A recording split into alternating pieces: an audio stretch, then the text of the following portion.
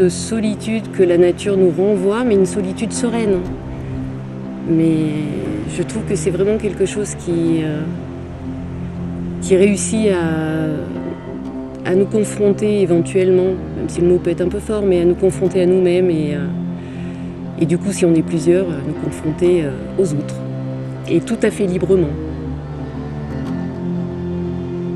On est dans un lieu absolument extraordinaire, c'est formidable, on a envie d'aller grimper là-haut sur les montagnes, on a envie de vivre un temps d'amitié, on a envie de faire une expérience dans un dialogue, savoir ce que l'autre ressent aussi.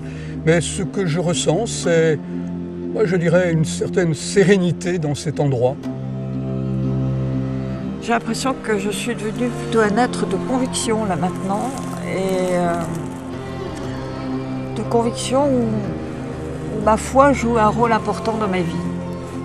Le sentiment que ce lieu m'inspire, c'est un sentiment de paix, un sentiment de paix.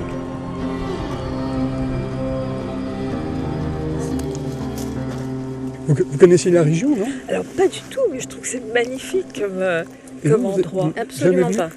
On a quand même de la chance, il fait beau. Bon. Je ne sais pas du tout ce qui nous attend. Vous avez une idée?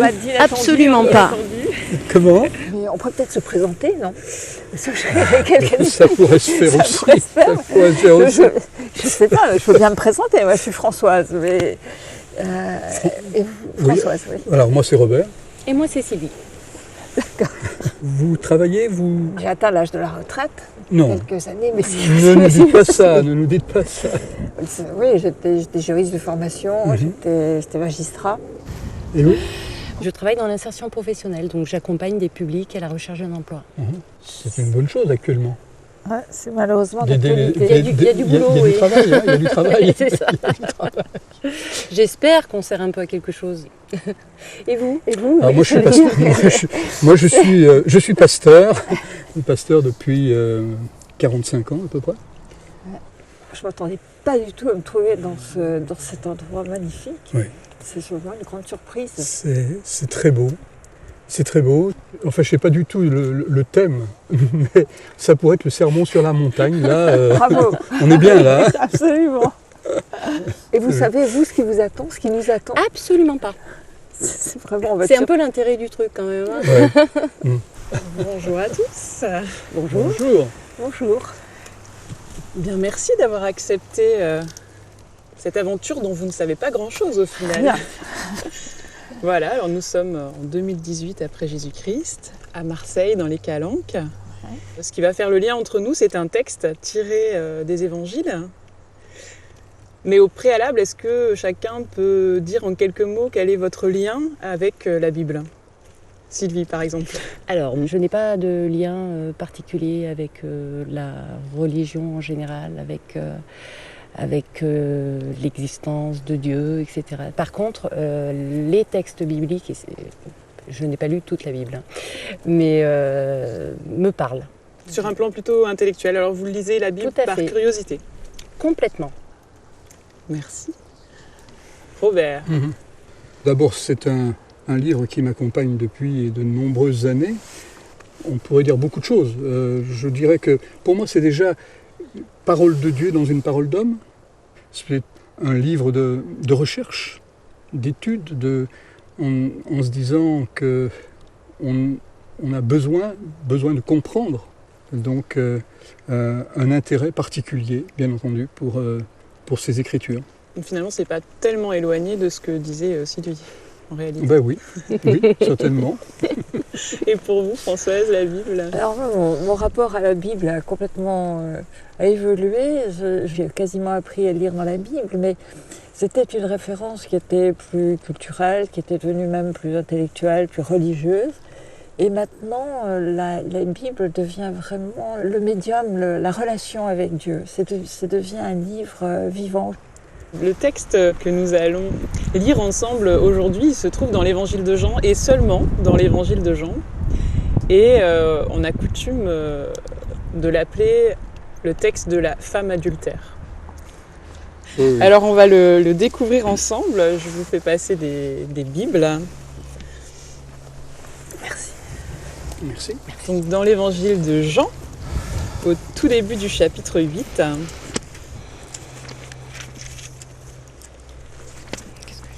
c'est la fin de la fête de Soukhot. Il vient d'y avoir déjà une altercation importante entre Jésus et les autorités religieuses. Mais pour l'instant, il est arrivé à échapper lui-même à la condamnation. Et Jésus gagna le mont des Oliviers. Dès le point du jour, il revint au temple, et comme tout le peuple venait à lui, il s'assit et se mit à enseigner. Les scribes et les pharisiens amenèrent alors une femme qu'on avait surprise en adultère et ils la placèrent au milieu du groupe. « Maître, lui dirent-ils, cette femme a été prise en flagrant délit d'adultère. Dans la loi, Moïse nous a prescrit de lapider ces femmes-là. Et toi, qu'en dis-tu » Il parlait ainsi dans l'intention de lui tendre un piège pour avoir de quoi l'accuser. Mais Jésus, se baissant, se mit à tracer du doigt des traits sur le sol. Comme il continuait à lui poser des questions, Jésus se redressa et leur dit « Que celui d'entre vous qui n'a jamais péché lui jette la première pierre. » En s'inclinant à nouveau, il se remit à tracer des traits sur le sol. Après avoir entendu ces paroles, ils se retirèrent, l'un après l'autre, à commencer par les plus âgés, et Jésus resta seul. Comme la femme était toujours là, au milieu du cercle, Jésus se redressa et lui dit « Femme, où sont-ils donc ? Personne ne t'a condamnée ?» Elle répondit « Personne, Seigneur. » Et Jésus lui dit « Moi non plus, je ne te condamne pas. Va, et désormais, ne pêche plus. »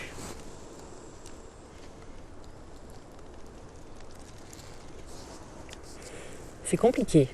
C'est très compliqué. C'est très compliqué. Bah, on reste avec ça pour l'instant. Voilà. Robert ? Il y a beaucoup de choses. Hein. Beaucoup de Il y a choses. beaucoup de choses. Il y a beaucoup de choses. Il y a beaucoup de choses et en même temps c'est très actuel. C'est la place de la femme. Parce que dans l'histoire, elle, surprise en adultère, mais le gars il n'est pas là. Hein. C'est ça. Alors une fois de plus, il y a cette question-là qui est importante. Pour vous, Française ? Ce qui me frappe, c'est vraiment le dernier verset. Je ne vas et désormais ne pêche plus. Ouais, c'est vraiment le Seigneur qui nous relève. Merci. Mais je vous invite alors à prendre vraiment un temps chacun pour vivre cette scène, en fait, la convoquer aussi dans vos vies pour aujourd'hui. Et puis ensuite, nous aurons un temps d'échange. Alors, bonne méditation à vous. Merci. Merci.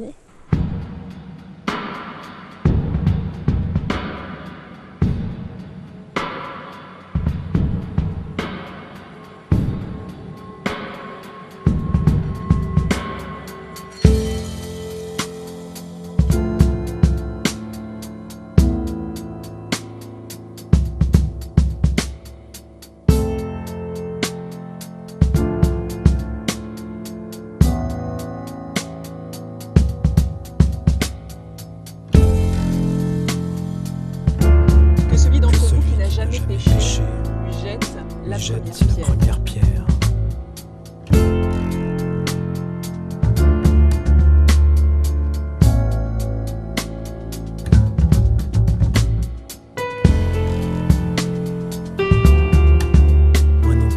Moi non plus, je ne te condamne pas. Va, et désormais, ne pêche plus. Alors Robert, est-ce qu'il y a quelque chose que vous avez redécouvert sur ce texte en le réentendant tout à l'heure ? Oui, en tous les cas, il y a des choses qui m'ont marqué particulièrement. C'est lorsque Jésus va dire que celui qui n'a jamais péché lance la première pierre.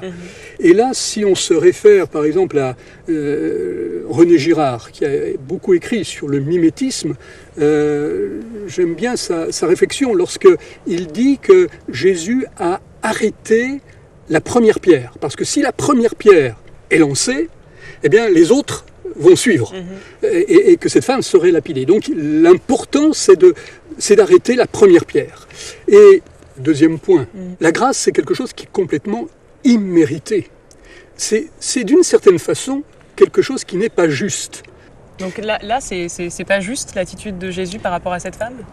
Nous sommes, nous, dans un système qui est justement le donnant-donnant. C'est-à-dire que si on a travaillé, eh bien, on mérite un salaire.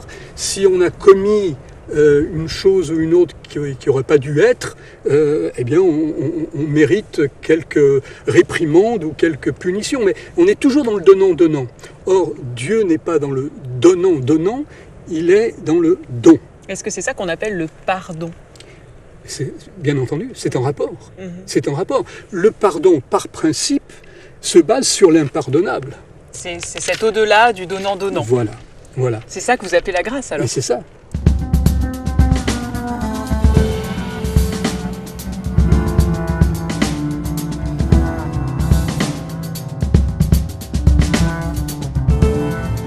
Alors François, je vous ai vu passer vraiment un long moment avec ce texte. Est-ce que vous voulez partager le fruit de votre méditation ? Ce qui m'a frappée, c'est que j'ai l'impression qu'on est passé de la justice fondée sur la loi à déjà la justice fondée sur la grâce. Qu'est-ce que vous appelez la grâce ? Est-ce que vous pouvez dire la en quelques grâce, mots ? pour moi, c'est l'amour infini de Dieu, un amour qu'on ne mérite pas et qui est premier, et qui va se traduire après le sacrifice de Jésus sur la croix par, au fond, l'annonce du pardon qu'il offre à tout être humain. C'est cela.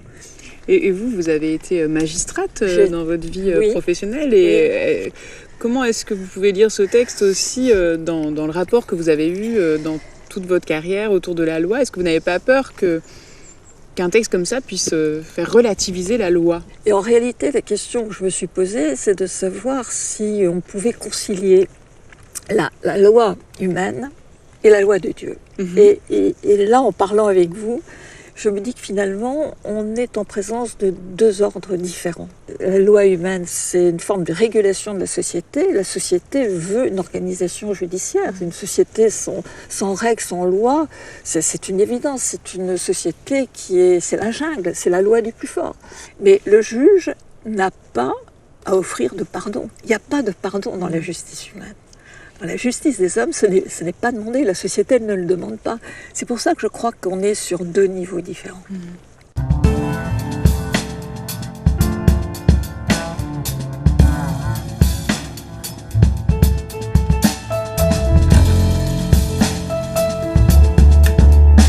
Pour vous qui êtes athée, Sylvie, qu'est-ce que ce texte peut vous apporter finalement à titre personnel ? À la première lecture, ça m'a mis en colère. D'accord. Voilà.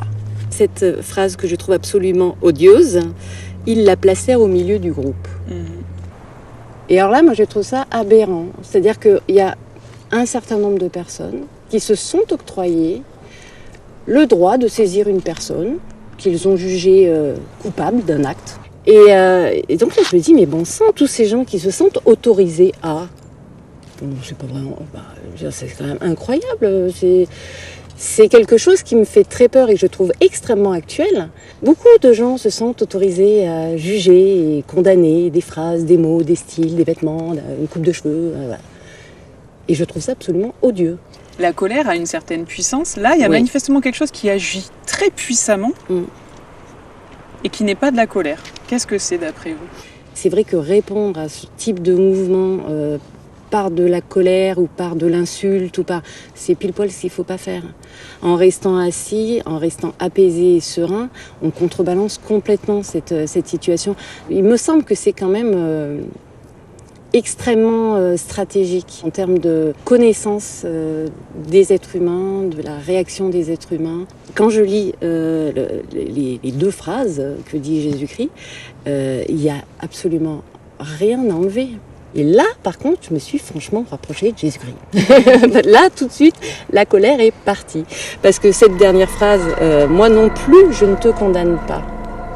J'ai envie de dire, tout est dit. Oui. Je ne te condamne pas.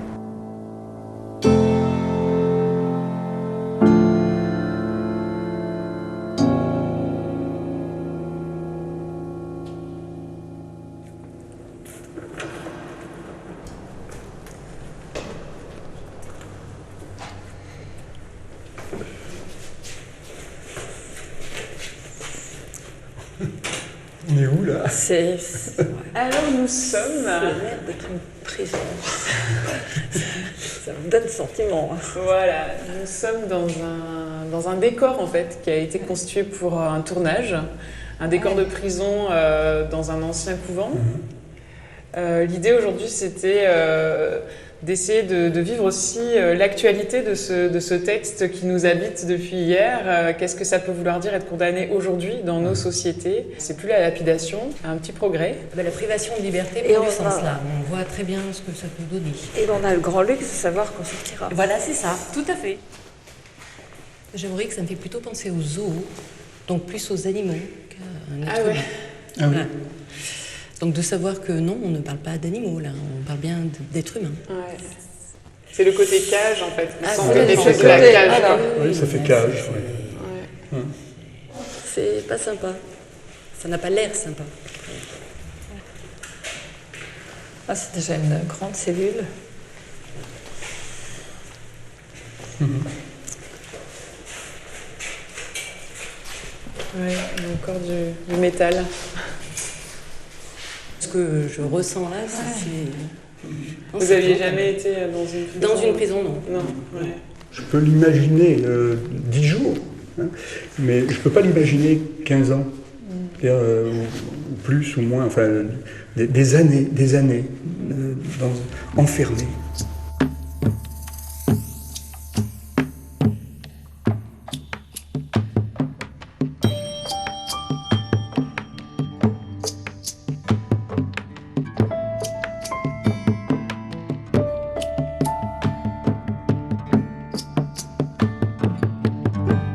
Maintenant, il y a une rencontre qui nous attend, plus seulement avec un lieu, mais avec une personne qui a vécu en prison et puis qui était d'accord de venir partager avec nous cette expérience de la condamnation.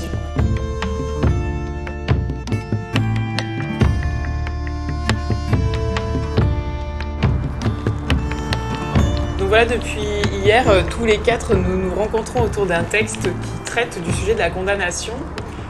Et donc, nous avions aussi envie de vous entendre, vous Alain, nous parler de ce qui vous a mis à terre et de ce qui vous a relevé aussi dans cette expérience de la prison et de la condamnation.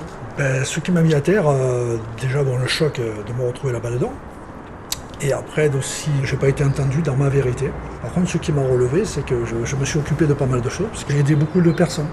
On m'a déjà un peu aidé au départ, et après j'ai transmis aussi tous les nouveaux. Je les ai aidés dans les démarches, j'avais un rôle peut-être là-bas. Est-ce que vous avez eu le sentiment d'être vraiment condamné à tort? Je veux dire, c'est un acte qui a été jugé. Non, me condamner, il fallait me condamner, parce que ce que j'ai fait, il fallait le punir. Ça, je le comprends. Par contre, ce regard des gens, du moment que j'ai dépassé la ligne rouge, je suis allé de l'autre côté, c'est dur. Et surtout pour ma femme, parce que ça, elle le ressent beaucoup plus, elle. C'est ça qui est dommage, quoi, parce qu'on pourrait donner une deuxième chance, surtout que c'était la première fois que je vivais ça, quoi. Vous n'avez jamais eu la sensation d'une main tendue? Alors je vais vous dire, les infirmières sont très gentilles. Oui. Ils nous voient autrement. Sinon, en gros, t'es condamné, tu te tais. Alors depuis hier, nous parlons de la question de la condamnation autour d'un texte de l'Évangile et donc j'avais envie de vous proposer de l'entendre et peut-être de faire le lien aussi avec tout ce que vous nous partagez. Est-ce que Françoise, vous voulez le lire? Et Jésus gagna le mont des Oliviers dès le point du jour. Il revint au temple et comme tout le peuple venait à lui, il s'assit et se mit à enseigner. Les scribes et les pharisiens amenèrent alors une femme qu'on avait surprise en adultère et ils la placèrent au milieu du groupe. « Maître, lui dirent-ils, cette femme a été prise en flagrant délit d'adultère. Dans la loi, Moïse nous a prescrit de lapider ces femmes-là. Et toi, qu'en dis-tu » Il parlait ainsi dans l'intention de lui tendre un piège pour avoir de quoi l'accuser. Mais Jésus, se baissant, se mit à tracer du doigt des traits sur le sol. Comme ils continuaient à lui poser des questions, Jésus se redressa et leur dit « Que celui d'entre vous qui n'a jamais péché lui jette la première pierre. » Et s'inclinant à nouveau, il se remit à tracer des traits sur le sol. Après avoir entendu ces paroles, ils se retirèrent l'un après l'autre, à commencer par les plus âgés, et Jésus resta seul. Comme la femme était toujours là, au milieu du cercle, Jésus se redressa et lui dit « Femme, où sont-ils donc? Personne ne t'a condamné? Elle répondit, « Personne, Seigneur. » Et Jésus lui dit, « Moi non plus, je ne te condamne pas. Va, et désormais ne pêche plus. » C'est un texte que vous connaissiez, Alain Non, pas du tout. Et Non, pas du tout. Et qui, oui, oui, moi aussi, pareil, comme je dis, comme je l'ai dit à peine, me donner une deuxième chance, et surtout au niveau de son regard. Je l'ai eu avec des personnes parce que j'étais honnête avec certaines personnes, je leur ai raconté mon parcours, qui a été quand même assez chaotique, et ils m'ont dit, on n'oublie pas la personne que vous étiez avant. Et c'est pour cela qu'on n'a pas à vous juger.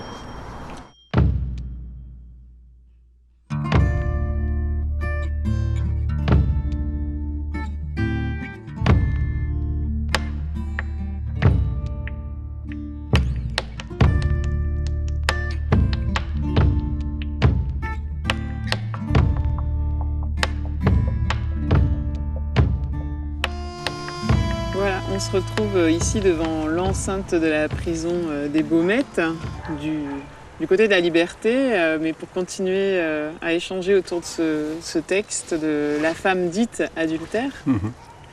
Ce qui m'a marqué dans l'échange qu'on a eu tout à l'heure avec Alain, qui a vécu cette expérience vraiment de la prison, qui s'est retrouvé lui de l'autre côté de ce mur, c'est de l'entendre accepter le jugement de son acte, mais finalement nous parler de la condamnation de toute une personne. Vous l'avez noté, vous, Sylvie. Tout à fait. Moi, c'est vraiment ce que j'ai ressenti en écoutant le témoignage d'Alain, c'est-à-dire qu'il y a pour moi une double condamnation. C'est-à-dire qu'il y a une condamnation légale à partir d'un texte de loi, et puis il y a une condamnation que je qualifierais un peu grossièrement de sociale. C'est-à-dire qu'il y a l'intégralité des gens qui ne voient plus en Alain qu'un condamné, puis après qu'un ex-condamné. Alors moi, il y a quelque chose aussi qui me frappe, c'est que on continue à appeler cette femme la femme adultère. Ouais, et finalement, on continue à l'enfermer, voilà, à l'identifier à son acte. On a parlé de condamnation, on a parlé d'emprisonnement. La vraie liberté, je crois que Jésus la donne à cette femme. Et en même temps, il lui dit oui, il lui dit mais ne recommence pas. C'est pas une couverture, c'est pas un amour facile. Tu ne recommences pas, mais tu lis, tu te relèves, tu pardonnes. Voilà. C'est pas la liberté au sens c'est pas liberté, de faire n'importe quoi, de faire ce qu'on veut. Je crois qu'il faut le souligner. C'est la libération de son être. C'est la libération de son être.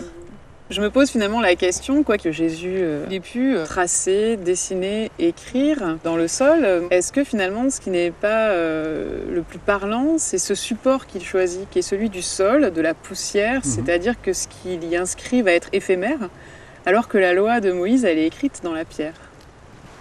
Qu'est-ce que vous en pensez, vous ? Je veux dire que la loi n'est pas figée, ne serait-ce que parce que les tribunaux, par les décisions qu'ils rendent, créent une jurisprudence.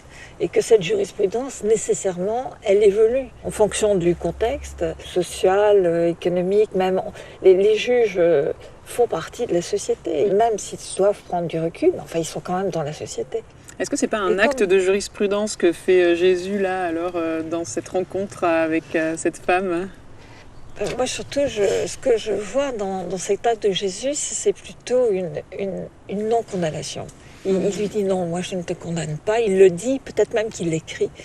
Et je pense que c'est parfaitement libérateur. Et par rapport à ce qu'on a entendu, l'histoire d'Alain, au fond, avec Jésus, c'est un pardon qu'il donne. Pour moi, c'est un besoin dans chacun de se dire, celui qui est en face de moi peut évoluer, et puis moi, je peux évoluer dans mon regard sur lui.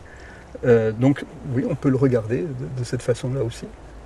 En même temps, dans le texte, on a d'un côté donc les religieux qui sont là, j'allais dire avec leur raideur, et ils ont une justice assez raide, puisque... Et partiale. Et partiale, parce qu'ils appliquent. Et puis de l'autre côté, on a Jésus qui vient avec l'amour qu'il manifeste.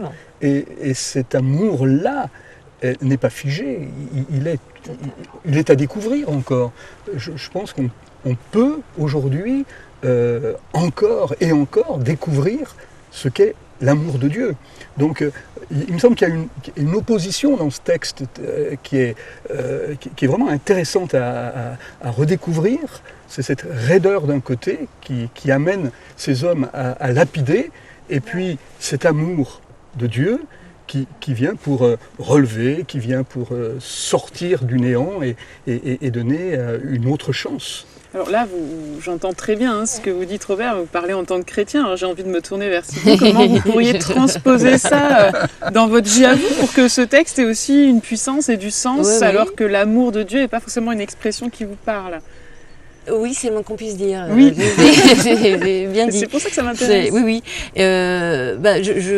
Globalement, sur la logique de Robert, je le suis complètement. Après, moi, j'utiliserai d'autres mots. Mais à lesquels alors Moi, je dirais que dans un premier temps, on a un certain nombre de personnes, donc visiblement des religieux, qui suivent un texte de loi sans aucune négociation, discussion, etc.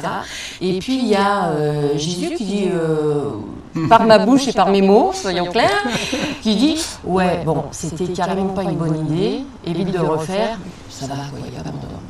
Et je trouve ça magnifique, et je trouve ça extrêmement humain, parce que oui, il y a l'acte, donc là en l'occurrence dans le texte que nous lisions, il y a l'adultère, mais il y a quand même au milieu, accessoirement, le condamné. Voilà. Donc vous, là où vous parlez d'amour de Dieu, vous parleriez d'humanité. Exactement, tout à fait. Mais les deux ne sont pas incompatibles. Je pense.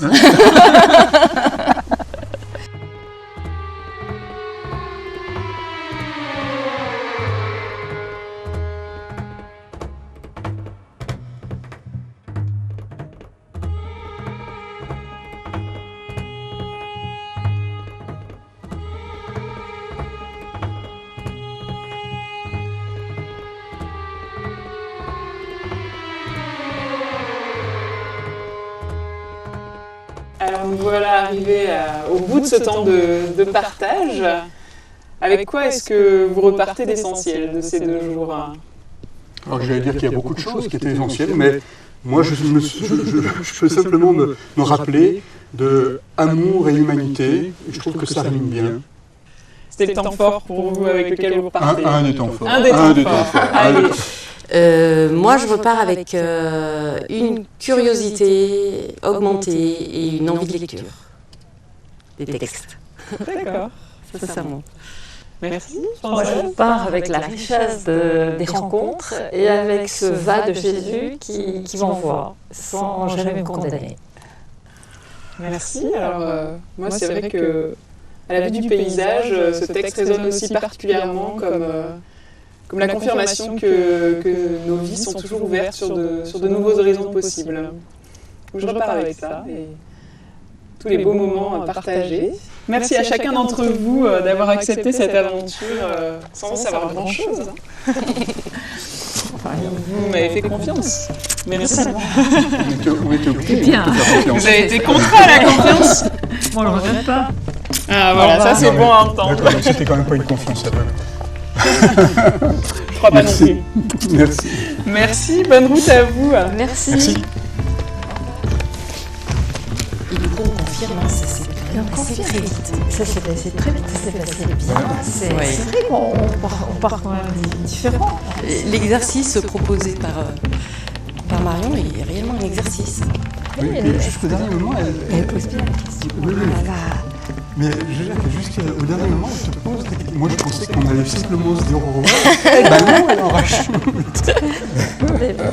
On est pas mal. Moi, je trouve qu'on s'est bien débrouillé. Je sais pas, j'ai aucune idée.